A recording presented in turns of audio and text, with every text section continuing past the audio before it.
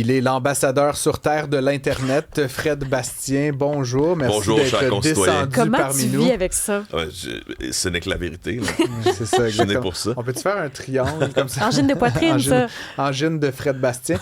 Il se passe des choses en France autour des médias sociaux, Fred Bastien, Ouais, qui rappellent ce qui C'est se passe à sorti dans bien l'émission. d'autres endroits. Oui, exact. Ça vient d'arriver. Alors, on l'attendait depuis 6 heures ce matin, certains depuis beaucoup plus longtemps que ça. La France a passé sa loi pour légiférer et empêcher l'accès aux médias sociaux pour les jeunes de 15 ans et moins.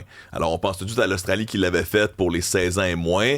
On a eu des rapports comme quoi ça fonctionnait pas. Il y a du monde qui réussit quand même à accéder. Tu nous avais dit que ça avait fait baisser l'usage par 50% de mémoire. Dans les premiers rapports, d'autres disent 70, 80, puis tout dépendant de la tranche d'âge au sein même, parce que à 12 ans puis à 15 ans, c'était pas pareil.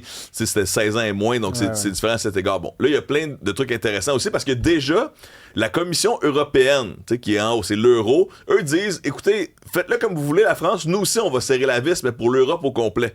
Alors, eux promettent déjà administrativement qu'on soit déjà là-dessus. Alors, quand on avait mentionné au début de l'été que l'Europe contre-attaque, c'est vraiment le cas présentement. Puis avec la France qui est chef de file dans cette idée, on sait pas officiellement encore comment ils vont contrôler l'accès pour les moins de 15 ans. Est-ce qu'on va ficher davantage les citoyens? Une des théories que j'ai vu passer disait, l'État français connaît déjà l'âge de 95% des mineurs du pays, donc peut-être que les compagnies seront obligées de passer par la base de données du gouvernement qui existe déjà. J'adore. Pour réussir, parce que sinon, c'est très compliqué sans créer des nouvelles bases de données ou ficher davantage les individus. Mais ça, c'est un enjeu de confidentialité, non? Énorme, mais c'est ça l'enjeu principal, je dirais, de cybersécurité quand on pose ces questions-là. Je suis pas en train de dire que c'est impossible de le faire, mais le classique, c'est si tu veux savoir si un individu est mineur, mais il faut que tu fiches tout le monde du pays, pas juste les mineurs, parce qu'il faut que tu comprennes l'âge de tout le monde, premièrement. Puis il y a un autre aspect que je trouvais intéressant qu'on n'avait pas abordé à date, puis c'est pas la première fois qu'on parle de ça cet été. Tu sais, on dit toujours, bon, est-ce que c'est efficace à 50%, 70%? Tu sais, puis c'est les parents qui disent, là, ça m'aide, moi, socialement, si je peux dire à mes jeunes, oui, tes amis en classe, ils en ont, mais c'est plus illégal. facile, exact, c'est plus facile de réussir à ramener le jeune avec soi si la norme sociale disparaît. Mais un autre point qu'on n'a pas évalué, c'est le côté long terme de la patente. Tout d'un coup que ça fonctionne pendant longtemps, cette affaire-là, en Europe, là. Tu sais, peut-être que les premières années, on va être dans le 50%, dans le 40%, dans le 60%. Mais peut-être que dans 10 ans, on va être dans le 90, là. Parce que c'est comme si demain matin, on disait, hey, finalement, l'âge pour fumer, c'est 25 ans. Là, il y aurait du monde entre 18 et 25 Qui serait fâché. Exact, là, qui serait fâché. C'est un droit acquis pour eux autres. Exact, puis qui continuerait sûrement un peu plus longtemps, alors que les jeunes de demain qui auraient 18, 19, 20 ans, puis n'auraient pas... Donc là, je fais cette comparaison-là avec les médias sociaux.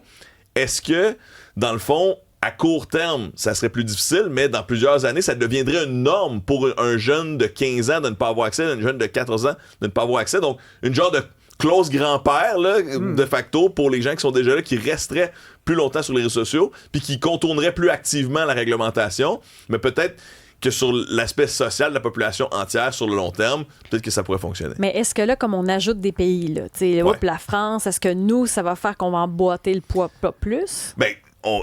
On attend ça impatiemment au niveau de la législation parce qu'il y a le projet C-34. Dès que le Parlement recommence au Canada là, c'est au-dessus de la cet pile, automne, ouais. j'ai l'impression qu'on va beaucoup en parler parce que justement, là, c'est l'été. Je vous avais mentionné que j'attendais la réponse officielle des conservateurs qui se fait attendre. Là, elle arrivera, mais on comprend, c'est l'été, c'est les vacances, le Parlement ne siège pas. Il y a un sens à tout ça. Mais je pense qu'on va beaucoup en parler. Puis ça repose la question aussi des autres éléments qui sont dans cette loi-là. Parce que pour la France, c'est Arcom, qui est une espèce d'organisme qui légifère les communications Internet en France. Ça existe depuis 2022. Eux se sont donné un organe là, qui applique cette loi-là. Comme le CRTC du numérique. Exact. Fred Bastien. Ce qui est promis dans la loi C-34. C'est pas juste on bannit pour les moins de 16 ans. Puis encore une fois, je le répète, pour le Canada, c'est pas un bannissement sans équivoque. On met la responsabilité sur les compagnies en tant que telles, donc sur TikTok, sur Facebook, etc., de démontrer au gouvernement que leur version pour les 16 ans et moins est moins dommageable. Alors, on est comme un peu plus doux présentement que ce qui se passe en France pour les 15 ans et moins. Mais est-ce qu'on sait jusqu'à maintenant si ça fait une différence? Parce qu'à chaque fois qu'on s'en parle, on sait pas trop, c'est récent. Est-ce qu'on sait si ça fait du sens, finalement? Comme on mentionnait, en Australie, il y a différents rapports qui ressortent. Certains disent on est dans le 50% d'efficacité, puis d'autres disent ça dépend des âges. Plus on est proche de 16 ans, plus Je pense que la question d'Isabelle, c'est par-delà les chiffres, là, l'impact que ça a sur les jeunes eux-mêmes, sur leur vie, sur leur... Je pense que c'est très court terme présentement. La meilleure anecdote qu'on a au Québec, c'est dans les écoles, on a sorti les téléphones cellulaires, puis ce qu'on a entendu, ça a bien fonctionné. En grande majorité, il y a quelques exceptions, mais autant les jeunes que les profs, que les parents nous ont dit grosse réussite. Ouais. Donc, est-ce que c'est la même chose de dire tu ne seras jamais sur les réseaux sociaux? Je suis curieux. Mais encore une fois, je pense beaucoup à ceux qui sont habitués, qui ont déjà leur ami, qui ont déjà leur Instagram, qui communiquent déjà par inbox, qui communiquent déjà par message sur ces applications-là. J'ai l'impression que si t'as 13-14 ans, puis tu te développes sans médias sociaux, tu vas avoir d'autres manières de rejoindre tes amis. Ouais. Alors que peut-être plus d'empathie et de respect, comme nous le disait Raphaël Provost à l'instant. Souvent, l'intermédiation des réseaux. J'ai deux questions très rapides pour toi. Rapide. La première, j'ai l'impression qu'on entend très peu Meta et autres se défendre, comme s'ils osaient pas trop prendre part au débat, alors que historiquement, dans tous les pays qui ont voulu mettre quelques règles, c'était comme ils sortaient l'arsenal nucléaire. Rapidement, on sait déjà que les compagnies de technologie américaines ne trippent pas sur l'Europe. Hein. C'est eux qui serrent le plus la vis. Donc, j'ai l'impression que c'est un autre dossier sur la pile des raisons pourquoi on n'aime pas les socialistes, juste entre guillemets, de l'Europe. Le Canada, le prochain. Exact. Ça va être intéressant à suivre. Puis moi, je me retourne aussi vers la membre la plus jeune de notre équipe. Emma, qui, elle, me disait, elle a 21 ans, mais elle me disait, ça n'a pas de bon sens, ça, ils devraient pas faire ça, bannir les médias sociaux. Ah oui? Moi, je trouve pas qu'ils devraient faire ça, je trouve pas que c'est nécessaire. Mais pourquoi? Peut-être, je suis pas dans leur réalité, mais moi, quand j'avais 14-15 ans, là, les réseaux sociaux, ils m'ont appris à parler l'anglais, à affiner ma langue, à m'ouvrir sur d'autres réalités que la mienne. Moi, je trouve que... T'as pas eu de la difficulté à un moment donné à entrer en contact avec les autres dans le physique, dans le concret? Non, parce que je suis quelqu'un de très sociable quand même, donc ça m'a pas trop affecté, mais je pense que pour les personnes plus introverties, là, ça peut affecter par contre. Parce que ça, c'est intéressant ce que tu dis. Moi, je trouve que j'ai vu des chanteurs, chanteuses qui ont grandi avec les réseaux sociaux sur scène, gênés, difficulté à connecter avec le public, chantent souvent de dos. J'ai vu ça récemment. Donc, il y avait Sia avec ça. Non, mais même pas dans un terme artistique. Oui, puis je suis intéressé par le point de vue d'Emma qui dit finalement, il y a des aspects très positifs aussi, puis on en parle souvent, mais là, on a un exemple concret.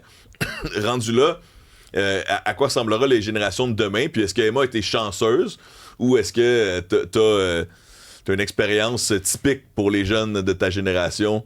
Est-ce que les autres dans ton entourage sont un peu comme toi? Je pense que oui. Je pense qu'ils n'ont pas eu de difficulté à s'adapter à leur entourage nécessairement, mais pour certaines personnes dans mon entourage, par contre, il y en a qui se sont renfermés sur eux-mêmes à l'adolescence. Ça scrollait longtemps pendant la nuit. Là. Je voyais le matin, là, ça dormait pas jusqu'à 3-4 heures. Là.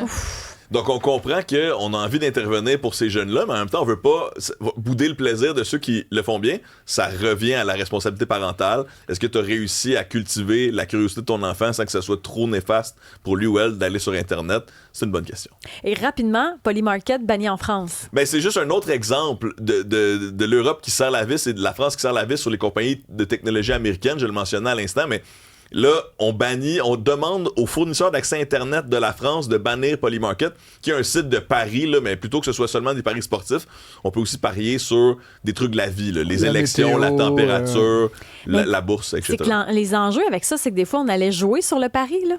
Il y a du monde qui allait trafiquer ça. Ben, c'est justement l'équivalent de l'Auto-Québec en France qui a serré la vis. Donc, c'est effectivement une question de pari. Puis on comprend aussi que certaines démocraties ont choisi de se donner des règlements plus rigides en ce qui a trait au jeu. On comprend les aspects potentiellement dangereux de l'excès de jeu, de la dépendance, etc. Donc, curieux de voir la France agir en premier alors que ces sites-là sont de plus en plus populaires ailleurs dans le monde. Puis on parle de milliards qui sont transigés là, à chaque année. C'est fou, Fred Bastien. Merci. Un grand plaisir. À demain. Tu peux retourner dans l'Internet, là d'où tu viens. On va suivre ça là, cet automne, c'est 34. Ça va être bien intéressant. Bonne renumérisation. Ciao.